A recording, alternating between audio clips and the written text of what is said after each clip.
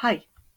So for those of you who've followed my previous blogs, you'll see that this one's taking on a slightly different form, mainly because the blog that I currently have in mind, I feel like it's set off a range of thoughts that I would struggle to put together coherently within a written blog. So I thought I would vocalize it instead and see how the ideas would put themselves together in that format. There's nothing particularly special about it. If anything, it's almost designed to match up with the topic in mind in the concept of stream of consciousness, as the topic which has set this off in my head is roughly around the same reference point of the concept of a stream of consciousness. And I'm not a stranger to vlogs. I've done vlogs before to help me process things I've gone through in the past as a form of journaling, as a form of helping others understand issues that they've gone through. And I thought I'd try something different as it's coming up to the end of the decade. My life has transformed dramatically this year, and I thought I'd try something new. But also, as I said, it's kind of in tone to what I'm going to be talking about today. I do apologise for the video quality. I'm aware of the fact that I'm looking mildly jaundiced. The lighting, the video on this laptop isn't brilliant. And I don't know how to. I'm not tech savvy, so I'm just working with what I've got. So yeah, let's see how clear I can be with this, and let's see if it makes for some interesting content.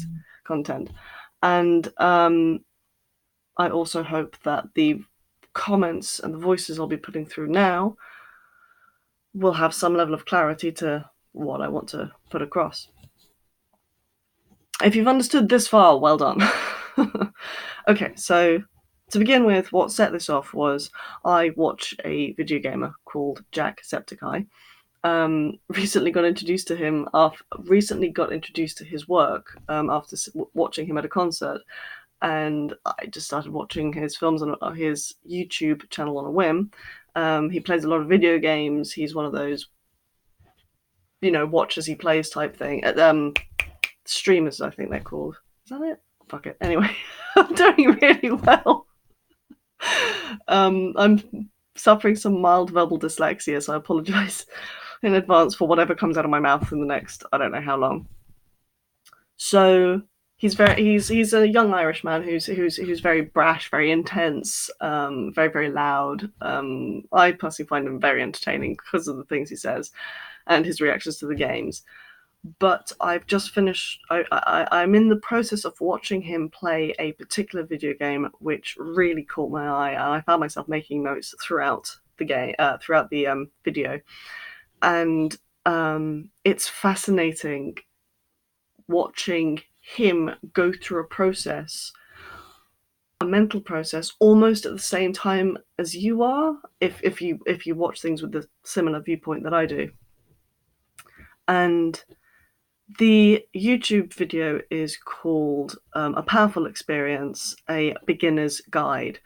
And the actual game he's playing is called A Beginner's Guide. And apparently it was a massive hype 4 years ago amongst gamers. And because it's something so different and it's intensely philosophical, but I'll explain this as I go on. And it was fascinating because I'm fascinated by psychology. I'm fascinated by the human mind. It can often make conversations with me extraordinarily complicated because my mind will take a particular subject and then split off into about 5,000 different things, and the poor person speaking with me will get thoroughly confused and thrown on tangent, and yeah, I find myself confusing to talk to, therefore. Anyway, and this video game was fascinating to watch because as you're watching the video game progress, you have the narrator explaining each process to you, and it just gets the cogs going. So the narrator, whose name I unfortunately cannot remember, probably should have made a note of that, he has a friend whose name I've also forgotten. Nuts. Chad? Something like that? He has a friend who creates video games, and the narrator's biggest frustration is the fact that his friend would create segmented video games, a whole bunch of mini video games, these astounding creations, but then never finish them. He would just create a variety on the same theme and they'd just stop, and they would never be finalized, they'd never be published. They were drawing board concepts, but fascinating drawing board concepts. And you can see his friend basically explaining the framework, the gameplay, the general concept of the puzzles and everything. And bit by bit, you begin to realize that the games this person is creating are streams of consciousness. It's him working things out in his mind via a computer game. It's almost like we're seeing a non-literary form of journaling, but he's creating all of his thoughts into gaming structures, and it's fascinating to see. And his frustration is that his friend doesn't finish these games, but I don't think they're meant to be finished, because it's a frame of thought and then it kind of trails off and that's how it finishes. It just stops. They're not designed to be games. They're designed to be a stream of consciousness. They're designed to be this person just alleviating the thought from his mind. But in itself, they're actually quite beautiful structures. There's a point where one of the particular games, you enter a room after going through a variety of different corridors, and the narrator says, "I will now remove the walls and show you what there is," and he removes them, and it's just thousands of corridors absolutely everywhere, and it's an extraordinary form of development, and it just shows the mythology of the computer game, the layout behind the basic design, and just how his mind, the game developer's mind is working. What the narrator's done is, because there's a massive culmination of this game developer's games, all these little samples, all these little segments, he's basically taken them, collated them into one big video game, because Jacksepticeye is actually playing all of these little games, but he's added little mods here and there. So when Jacksepticeye presses a button, or when he responds to something, or walks through a door, it will then set up a code, which will then reveal another aspect of the game, which the narrator has put in to therefore further explain the game developer's game and give us a further insight into the game developer's mind. So it's like getting a variety of different drawings. The drawings are scattered absolutely everywhere. The narrator's basically picked them all up and put them into a book with little notes here and there to explain it. And it's an incredible concept. And as the video we are watching progresses, you realize that it's almost like a modern day philosophy, because yes, it's this game developer's stream of consciousness, but it's a modern philosophy of, this is how the human mind functions, this is how games should function. But instead of standing in a huge auditorium explaining his ideas to a group of people who might have differing ideas themselves, or even writing everything down, he's creating these computer games which make people think, which make people wonder. If you like a certain type of gaming, for example, Call of Duty, Minecraft, that kind of stuff, these are not the games for you, because they are stylized in a format in which it makes the person think. And yet they're also created for the game developer's mind only. They're not really for the general public. If anything, they're created for the general public to think, to understand his process, to understand his level of consciousness. But it only really works, I believe, with the narrator, because he's explaining things through. It's almost like a form of therapy. It's extraordinary. And there was one point when I realized that it's almost, it is a modern day philosophy. And at one point I got a flash of an example of the philosopher, whose name I cannot remember because I'm really bad at remembering certain things, the philosopher who plucked a chicken and then held it up and yelled, "Behold, a man." It's basically like that. I've just realized there was a lead-up sentence to that example and I forgot to give it. Welcome to my brain. There is a point where the narrator and the game developer have a heated argument about the concept of gameplay.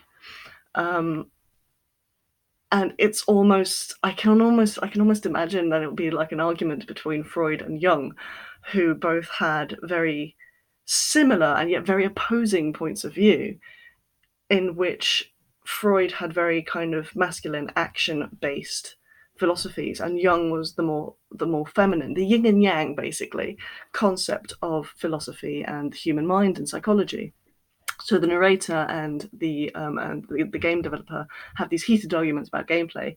So one day the game developer goes away and he comes back 2 days later and sends the narrator a file containing thousands of mini games, or hundreds, I don't know, lots of mini games entitled gameplay or playability or something. And it is literally just entering a blank room and just walking around this blank room. That's it.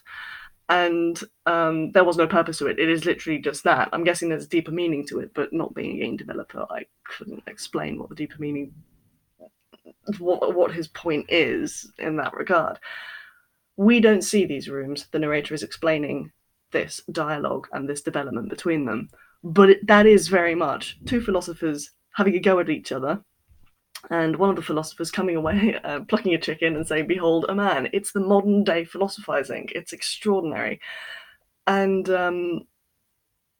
so as Jack continues to play this game, we then realize that one of the reasons the narrator is so drawn to the games that this game developer creates is because it's the game developer's way of communicating in a way he couldn't do on a socially acceptable basis, if that makes sense. Verbalizing things. He can't verbalize his inner thoughts. He can't verbalize the processes he goes through. So he creates these games to explain himself, but he can't really share it because people wouldn't understand, so he keeps it to himself. And that's one of the reasons the narrator has such a passion about it, because it's his friend's method of communication, and it's something so powerful.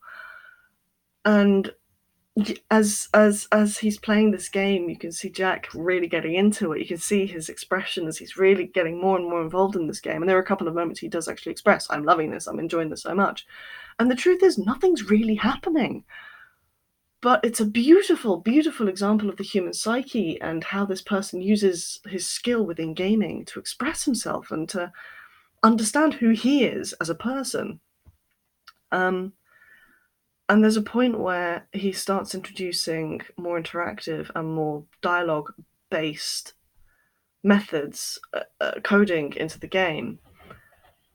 And that's when he starts almost having a dialogue with himself. And you can see him going through this therapy. You can see him stream of consciousnessing with himself, which I've just realized that another TV series does. And it's a form of self-healing, a form of self-counseling. Final Space, also a TV program, a TV cartoon, also does something fairly similar at one point. And it is the whole concept of expressing yourself through a form of media to help alleviate that which is on your mind and communicate with yourself as well as other people. And it's just extraordinary because we are watching Jack play this game. And the game developer is helping himself, or trying to help himself through this game. We're watching Jack play this game and helping himself understand so much about himself through this game. And we ourselves are almost coming to the same realization through Jack playing this game with this guy playing this game, creating this game. And it's the most extraordinary development of the human mind, of how we're all on this journey together, but also massively disconnected because the narrator doesn't know who he's talking to. The game developer has done this for himself. The narrator doesn't know who he's sharing this message with, but he's sharing this message. And Jack is also communicating with so many people out there, his subscribers. And we're one of them. So it's a massive shared experience. It's incredible. Very, yeah. Sure, there's a philosophical term for this as well. It's almost potentially even a Jungian thing here, but I don't know enough about them to actually develop the term, to use the term. And one of the most beautiful moments is I'm actually currently halfway through, but I had to create this vlog because I had so many thoughts in my mind. I just had to kind of work them through. And before I forgot them. This is another reason I'm not writing this down, because my mind's jumping around so much with these concepts. And there's this beautiful point where the game developer has created a section in which he finds peace within himself. And you can see Jack come to the same philosophy that the narrator does on his own, but just before the narrator states it. And there you can see the process. You can see Jack going through what the game developer went through. And the game developer, he creates this level where the player tidies up a house. Very, very simplistic, basic tasks. Very, very much so. Literally just click, click, click, have a conversation with someone, click, click, click, and that's it. And as he's doing this, you can see Jack have this realization. And at one moment, the avatar has a conversation with another avatar within the game, and they talk about how cleaning the house is like cleaning your soul, which it is. It really, really is. If you sort out your house and sort out clutter and everything, it makes such a difference. It's a proven scientific fact that if you live in a tidy area, it just declutters the mind. The act of cleaning can actually help anxiety and the like, because it focuses. And the narrator says it's one of the first time during this game development of the tidying, it was the happiest he had seen his friend, the game developer, walking around with a smile on his face for months. And when he says that, Jack smiles, and you can see this veil of contentment drop down on Jack. And it was so beautiful. I loved it, because there, the game developer is feeling contentment. The narrator feels contentment for his friend, and Jack feels contentment for them. And I, in turn, went, it's so beautiful. It's absolutely beautiful. And the next stage, the next game section, I'm just going to move this down position. There we go. Hi. The next section, Jack waits for the narrator to stop his dialogue, and then almost has a therapeutic moment himself where he vocalizes a bunch of his thoughts about himself and the truth about being human, and the truth about how things always seem so much greener on the other side, and how you've got to realize that your heroes, the people you follow, the people who always seem to have things so much better than you, they're all potentially encountering their own inner struggle. And he relates it to himself, saying, you see me, you see my circumstances, you see the positivity and how confident I am and everything, but I still go through my own stuff. And it's an incredibly powerful moment, as you've been watching this YouTuber play this game, and suddenly he has an incredibly vulnerable moment, a therapeutic vulnerable moment, based on playing this game, which has been created by the game developer for his own form of therapy. Holy wow. And it's amazing. It really, really is. You can see it happening in action. I mean, the actual Jacksepticeye video is 4 years old. And yet, possibly having watched it as soon as it was posted, or even, I can't remember if he did it live, I think it was posted. Watching that happen at the same time, it's just amazing. It really, really blew me away. I'm just going to have a quick look at my notes, which I was taking throughout the game, to see if there's anything I have missed.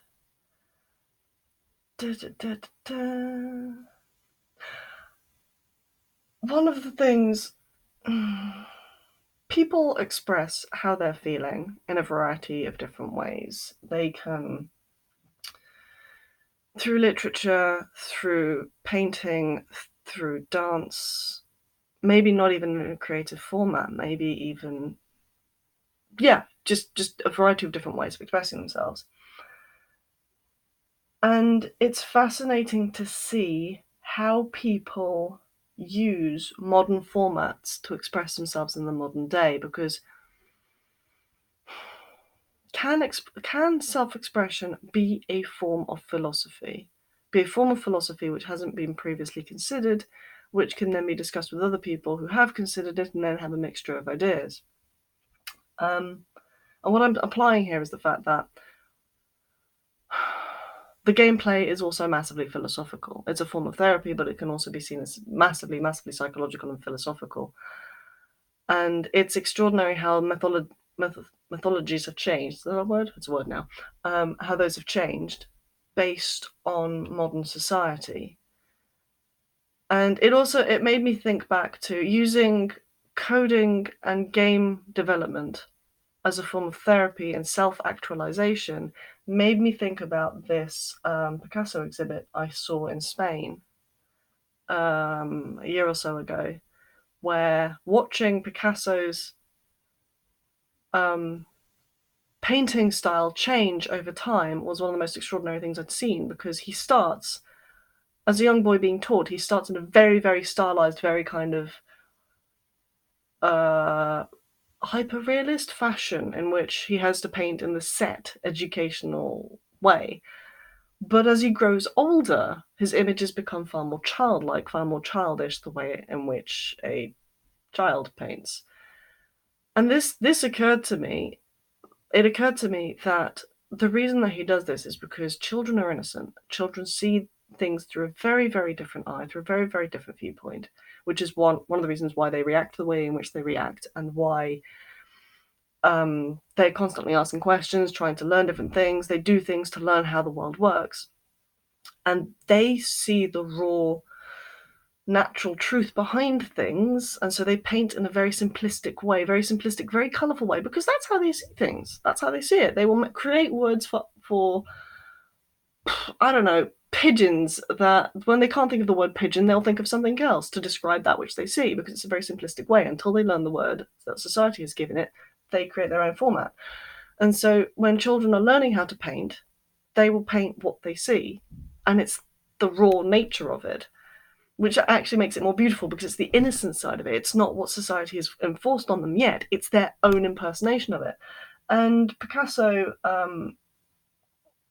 he returned to a more childlike way of painting because it was freeing.